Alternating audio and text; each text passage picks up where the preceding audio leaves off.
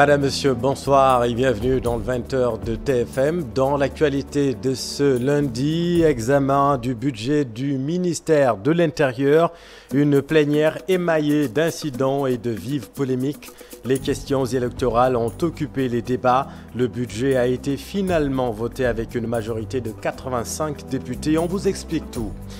Le parti de l'Unité et du Rassemblement exige des excuses publiques suite aux propos tenus par la députée Amy Ndiaye.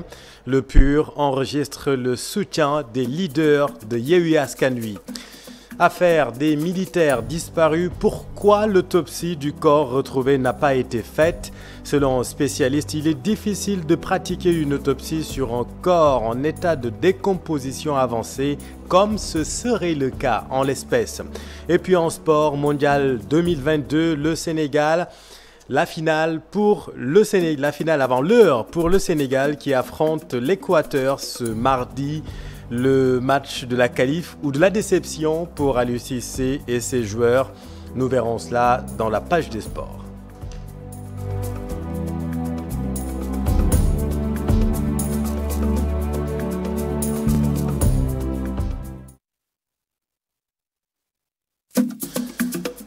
« 85 voix pour, 79 contre. Le budget du ministère de l'Intérieur a été voté par les parlementaires cet après-midi. 2 jours de plénière émaillée de vives polémiques politiques.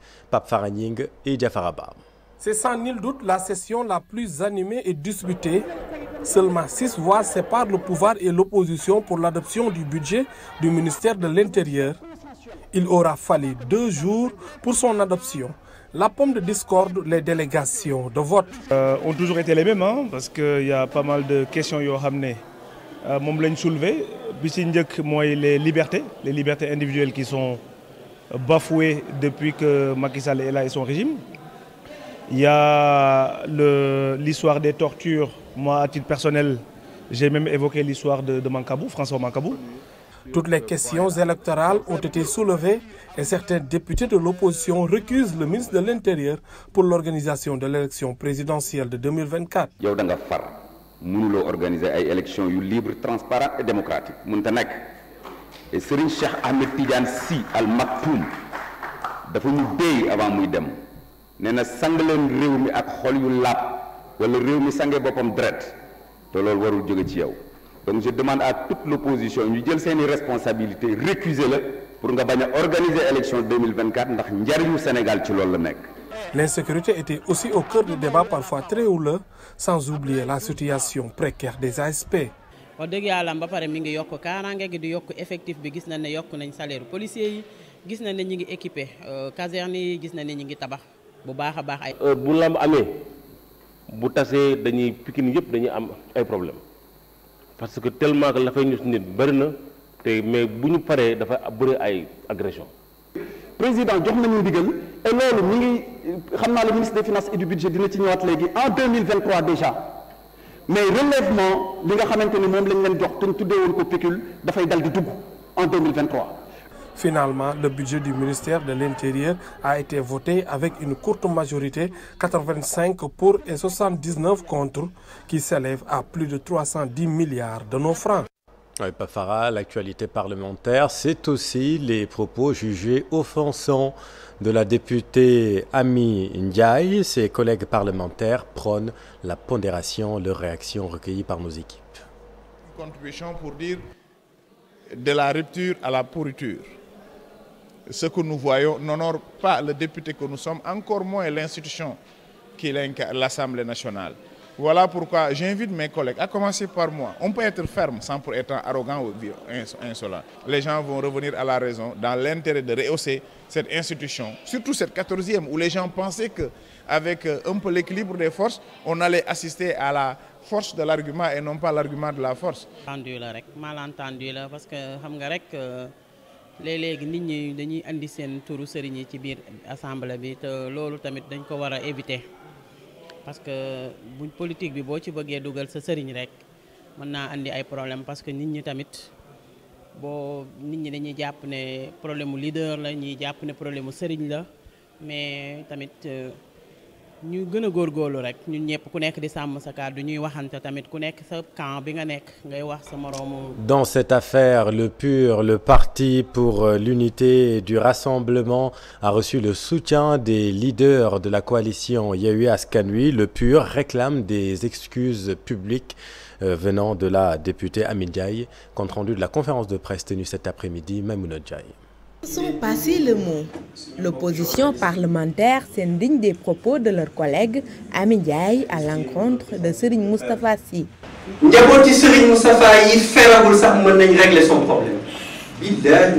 Les disciples de Serigne Moustapha Sy peuvent régler ce problème en une fraction de seconde. Demandons au camp adverse de savoir raison garder. Cette provocation est inexplicable. C'est à la limite de l'acharnement contre notre guide religieux. Les alliés du président Macky Sall doivent comprendre que notre président de parti est un sage. Le groupe parlementaire de Yewwi Askan Wi se désole de ne pas voir une sanction politique. Après ces déclarations, nous avons remarqué que les membres du groupe parlementaire Benno Bokk Yakaar présents à l'Assemblée nationale ont applaudi et c'est très grave. Ces propositions sont discourtois et insensées.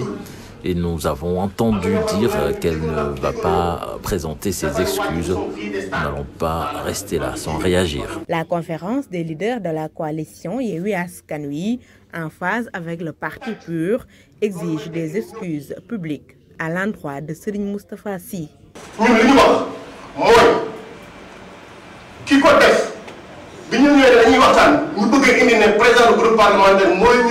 Nous exigeons des excuses publiques parce que la dame en question nous a défiés. Elle dit qu'elle assume au prix de sa vie. Vous vous rendez compte? Ces responsables avertissent qu'ils vont user de tous les moyens légaux pour demander réparation.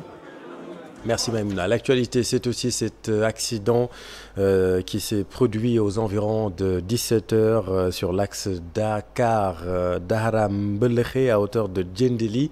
Un véhicule en partance pour Mbelekhe s'est renversé, occasionnant la mort de 2 personnes. Tout autre chose à présent, revue annuelle conjointe 2021 des performances économiques réalisées par le Sénégal. Un bond en avant grâce à la mise en œuvre du plan d'action prioritaire ajusté et accéléré 2019-2023. Aminata Maresso, Alioune Diagne.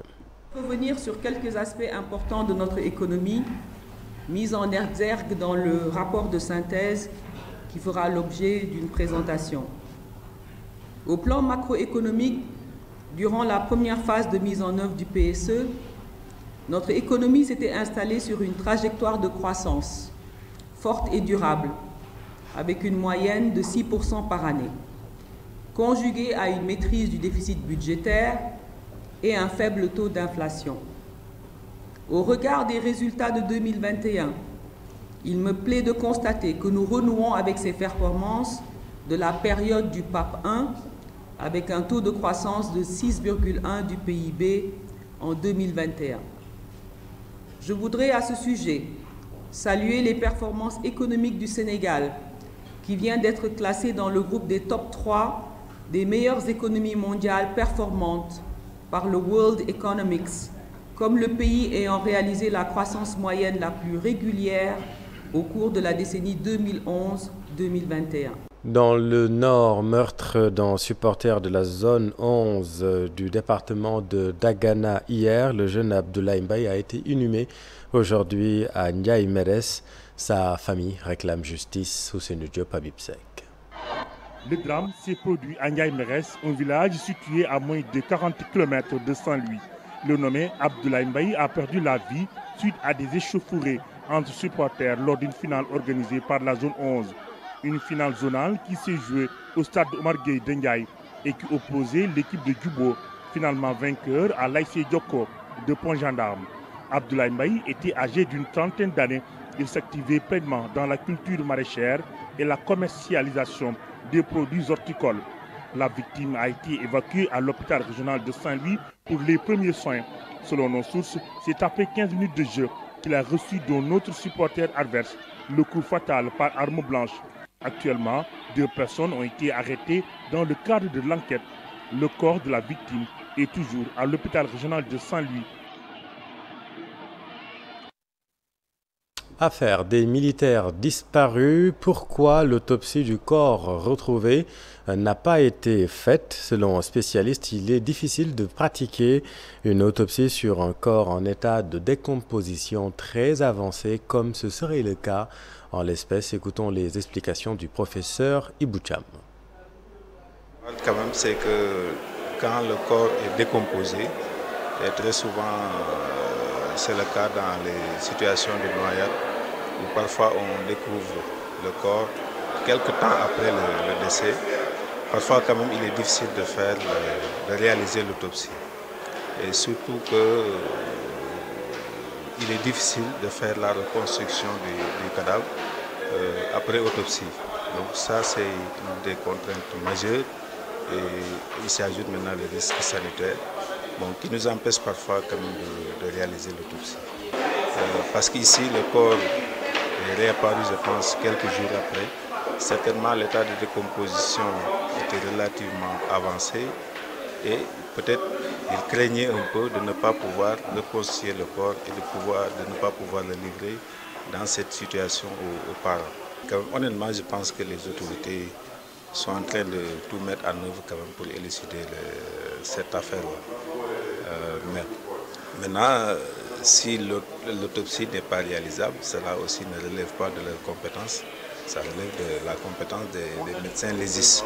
Litige foncier à Warang, les villageois dénoncent l'accaparement de leurs terres par un promoteur. Ils s'opposent au démarrage des travaux. Explication Cheikh Anta Diop.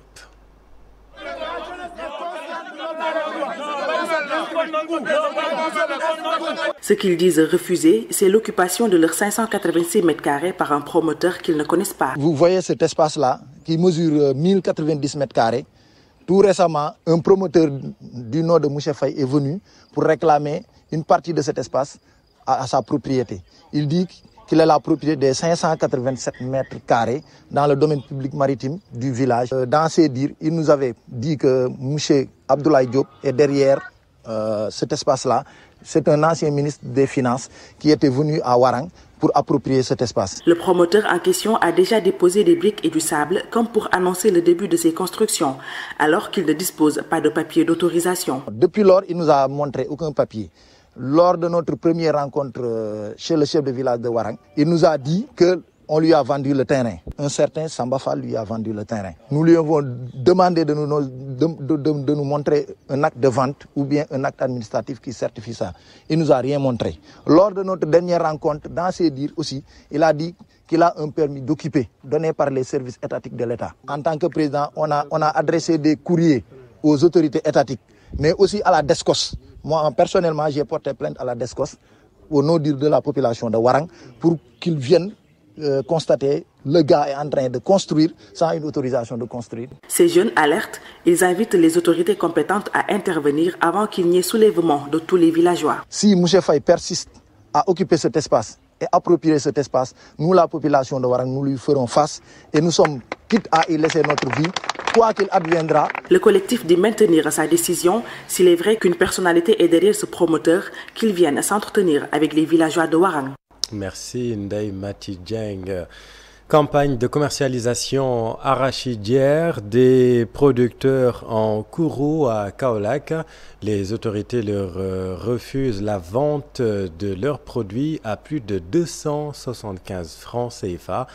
Ce qu'ils ne comprennent pas. Reportage Ousmane Dem Falikaï. Les du bassin arachidier sont dans tous leurs états.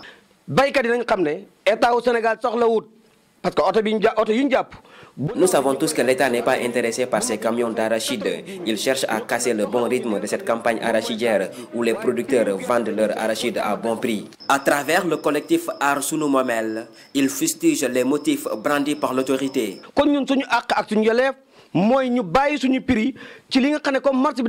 Nous demandons à ces gens-là d'arrêter car le producteur est libre de vendre son arachide à qui il veut et au prix qui l'arrange.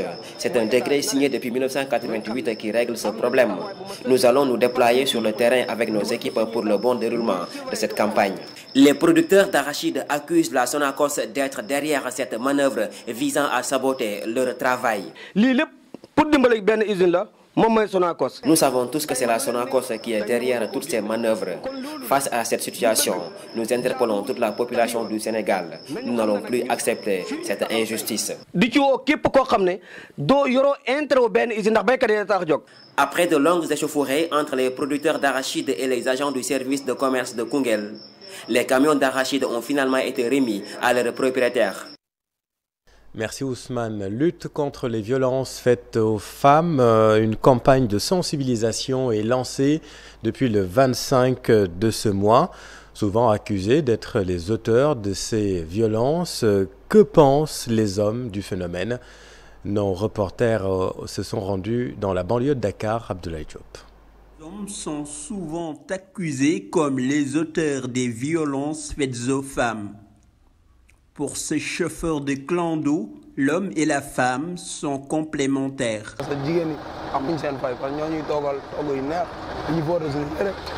On n'a pas le prix pour les femmes. Elles nous donnent à manger, elles prennent soin, car c'est elles qui nous donnent nos enfants. Pour cet homme, on ne parle que des violences physiques alors qu'il y a d'autres types de violences.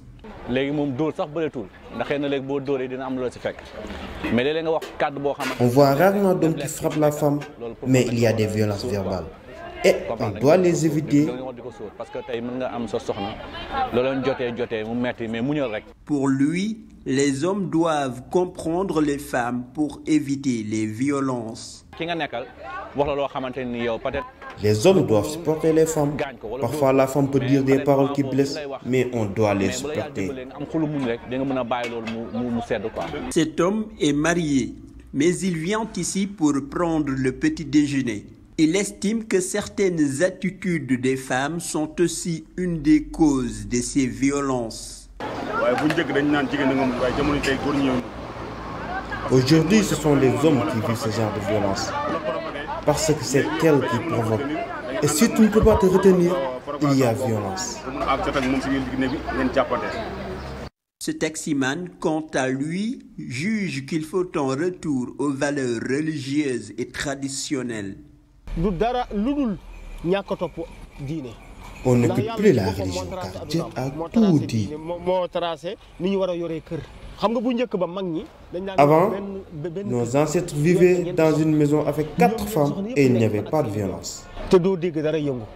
La journée internationale pour l'élimination de la violence à l'égard des femmes s'organise chaque 25 novembre, mais la lutte contre les violences faites aux femmes est loin d'être terminée. Merci Abdoulaye. Tout autre chose, les 22 centrales nationales d'achat de médicaments en Afrique se réunissent à Dakar en assemblée générale extraordinaire. La rencontre s'inscrit dans le double objectif de révision des statuts de l'association et de l'adoption de son règlement, compte rendu Fatou Bintou Conté et Amadouba. Ils sont 22 États africains réunis autour de l'association des centrales d'achat de médicaments essentiels à se pencher pendant 2 jours à Dakar sur la révision de leur statut et aussi sur l'adoption du règlement intérieur de l'association. Nous avons trouvé et jugé opportun au regard des défis qui sont énormes dans la chaîne d'approvisionnement en médicaments essentiels pour nos populations, pour nos mamans, pour nos enfants africains. Nous avons estimé qu'il fallait arriver à réformer la CAME, son mode de gouvernance, son mode de financement et cadrer la CAME vers un avenir meilleur qui tient compte des défis actuels. La chaîne d'approvisionnement en médicaments avait connu des failles en Afrique durant la Covid-19. Un moment pour cette 23e Assemblée générale de la CAM de trouver des mécanismes pour permettre aux États africains de faire face à pareille situation. C'est vrai que les médicaments ont été importés difficilement. Vous avez vu ce qui s'est passé avec la logistique internationale. Mais il fallait également passer à la phase de prévention. Et pour aujourd'hui, nous pensons que l'initiative de la fabrication de vaccins est une grande opportunité pour nous parce que nous devons prévenir. L'accessibilité aux médicaments est aussi un autre défi que doit relever cette association régionale. Parce que les médicaments doivent être disponibles dans nos centrales d'achat. Et pourquoi pas quand on est en centrale d'achat, il faut y aller jusqu'au niveau de la formation sanitaire et jusqu'au dernier kilomètre. Voilà les défis auxquels nous sommes. Donc la Covid-19 nous a donné quand même certaines orientations une auto-évaluation de notre système d'approvisionnement. La fraude, un combat à mener pour ces centrales d'achat. C'est que nous devons faire la traçabilité de tous les produits qui arrivent au niveau de nos pays, jusqu'au niveau de nos formations sanitaires. Parce que vous imaginez, si les produits ne passent pas un système sécurisé, un système qui serait à mesure de détecter les faux médicaments, les autres auront toujours du travail. Mais quand tout le monde peut s'approvisionner au niveau des centres de santé, tout le monde peut s'approvisionner à l'hôpital, c'est-à-dire dans une pharmacie sécurisée. Pendant 2 jours, il sera question pour ces centrales d'achat de médicaments d'aider les États africains à mieux s'approvisionner sur le marché international et pourquoi pas créer leur propre industrie pharmaceutique. Les Dara sont confrontés à d'énormes difficultés et le chef de l'État, Macky Sall, a raté l'occasion de faire un diagnostic profond des solutions concrètes pour apporter des solutions concrètes. C'est le sentiment du religieux Bousso Dieng. Contrairement à lui, El Fodé Saloum Dramé, guide religieux, espère qu'avec les concertations entamées, les Dara pourront voir le bout du tunnel. Alassane Ba et Youssou Barro. Le problème est plus que profond et ne peut être réglé par une journée de concertation. C'est l'avis du religieux Serigne Modou Bousso qui diagnostique différentes préoccupations selon chaque localité. Chacun a son problème propre. Ce qui est à Dakar, qui gère son internat, il n'est pas comme ce qui est à Foundiougne, quelques centaines de kilomètres de Tambacounda, qui ont besoin de l'électricité d'abord. Certains ont besoin de nourriture d'abord, certains ont besoin des autres choses. Donc ce sont des problèmes divers. Donc il fallait faire une enquête, un diagnostic profond, sérieux, remonter au sommet. Mais ce n'est pas le président de le faire de cette manière, vraiment ça c'est politique. Contrairement à lui, El Fodé Saloum Papa Dramé fonde un espoir sur la concertation entamée à Diamniadio.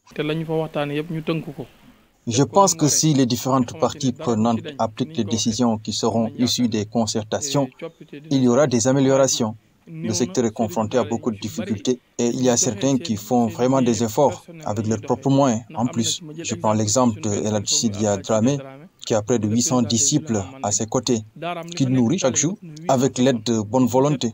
Le religieux préconise la mise en place d'une structure qui sera confiée à quelqu'un qui s'y connaît. Qui connaissent le problème et qui connaissent la volonté de l'État. Quelqu'un qui est au milieu, qui peut jouer tampon et qui peut jouer médiateur. Mais ce n'est pas une femme qui n'est pas religieuse, qui ne savent ce qui se passe dans dans ce secteur, qui vient aujourd'hui pour organiser ce secteur. Il est déjà refusé. Elle est refusée en tant que femme.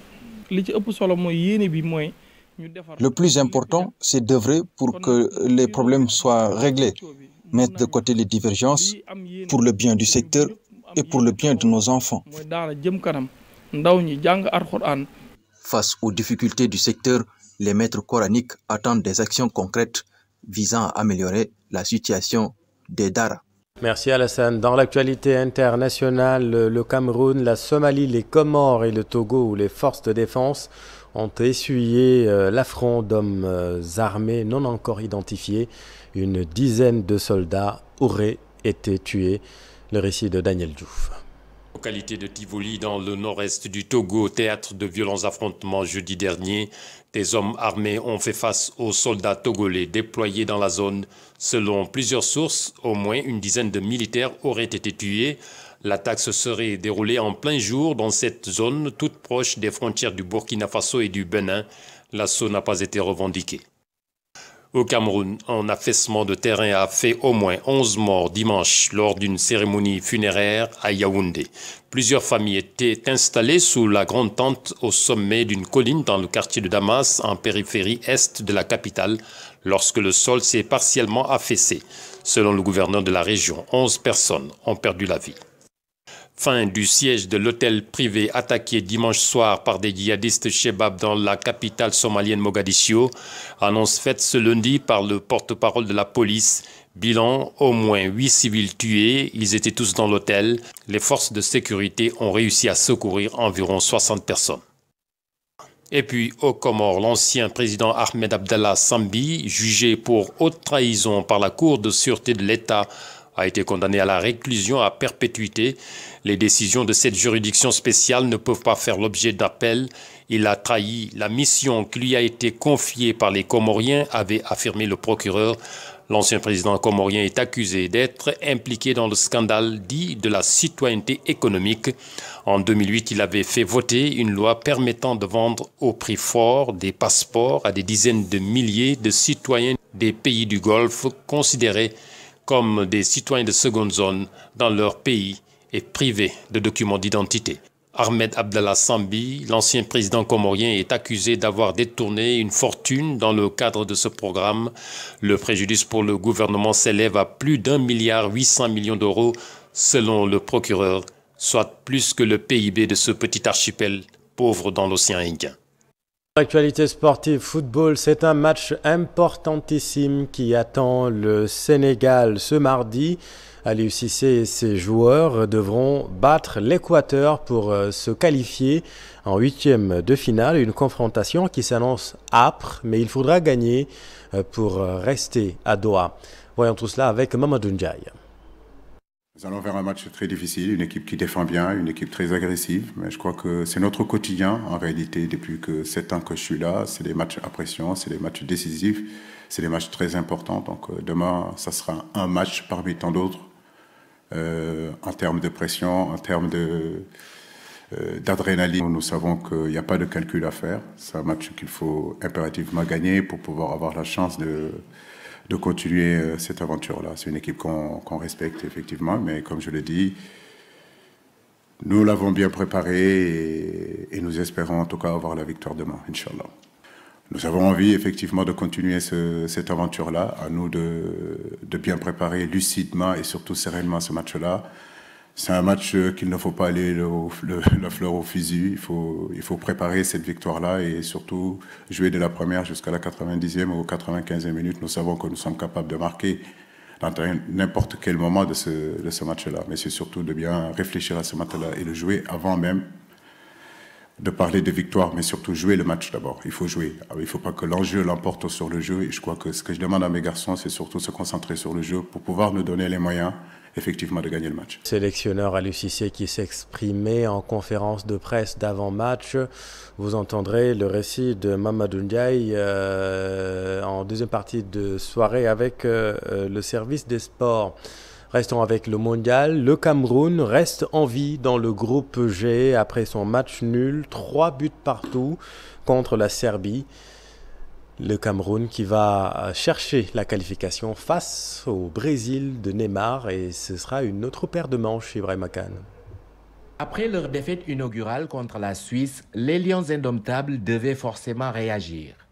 Malgré une mauvaise entame, ils vont ouvrir la marque à la 29e minute par Castelletto sur un centre dévié au deuxième poteau. La Serbie, dos au mur, va tenter de réagir, mais le Cameroun résiste. En fin de première période, sur balle arrêtée, Pavlovic remet les deux équipes à égalité. 2 minutes plus tard, Zambo Anguissa tente le coup du sombrero devant sa surface et se fait piéger.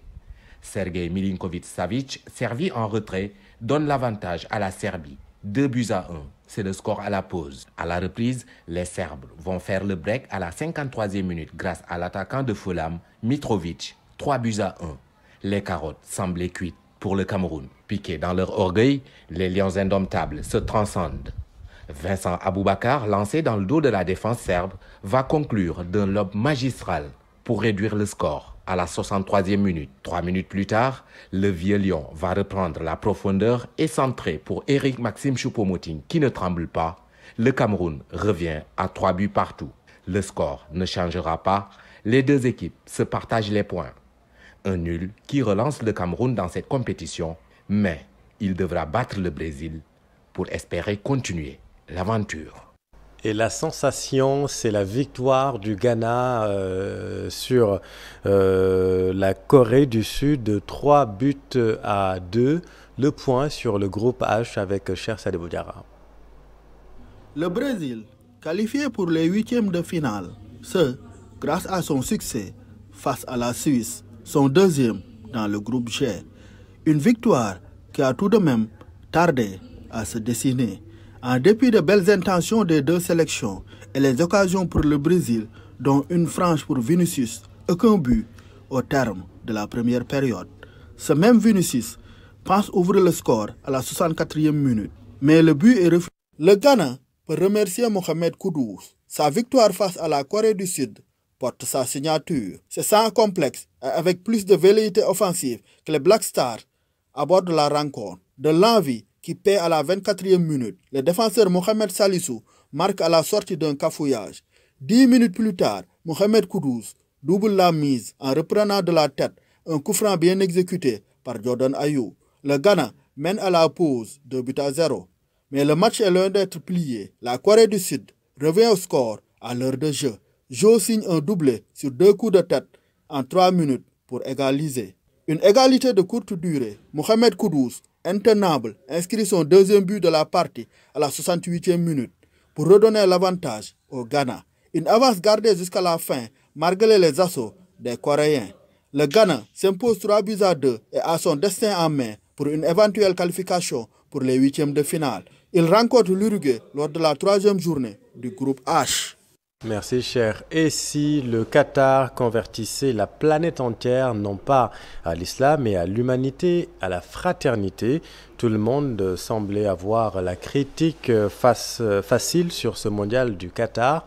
Mais au finish, tous ceux qui y sont allés sont convaincus. Si vous ne voulez pas vous convertir, n'allez pas à Doha. C'est le billet de Abdoulaye Cissé.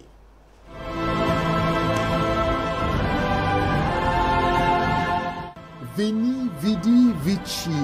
Tel le triomphalisme de Jules César, le Qatar aurait pu s'exclamer ainsi. Tant, tous ceux qui sont venus sont déjà conquis. On savait la puissance financière qatari, il n'y avait pas de doute là-dessus. Mais les mauvaises langues étaient prêtes à s'engouffrer dans la moindre faille pour rappeler que l'argent ne fait ni le bonheur ni le succès.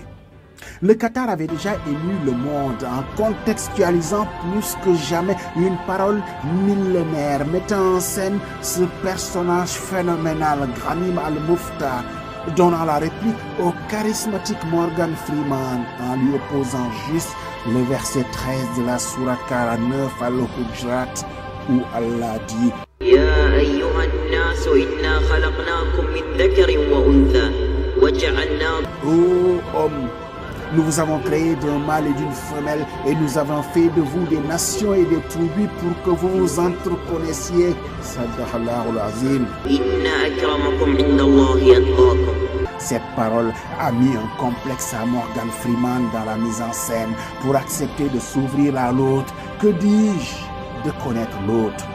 Et depuis, tous ceux qui ont découvert le Qatar, par ricochet découvert les Émirats, découvert le monde arabe, découvert le monde musulman, se disent surpris par tant de générosité, tant de discipline, tant et tant de bonnes vertus qui font tant de faux au monde occidental. Un influent journaliste britannique du Times s'est émerveillé depuis le centre d'entraînement de l'équipe d'Angleterre d'entendre la mention de l'islam, et c'est dans un éclat de rire qu'il confesse sérieusement réfléchir à se convertir à cet islam. Et si le miracle de la cohésion de l'humanité venait du Qatar, voir Doha, c'est être conquis. Ce sera le mondial du monde arabe, avait dit Platini Abdoulaye. Choukran, c'est la fin de cette édition. Merci, Choukran, infiniment à vous aussi de l'avoir suivi. Tout de suite, l'info continue avec Binta Diallo et son invité ce soir, Monsieur le maire Mbaye Dione. C'est à vous. Restez avec nous, vous êtes au bon endroit. Bonne soirée.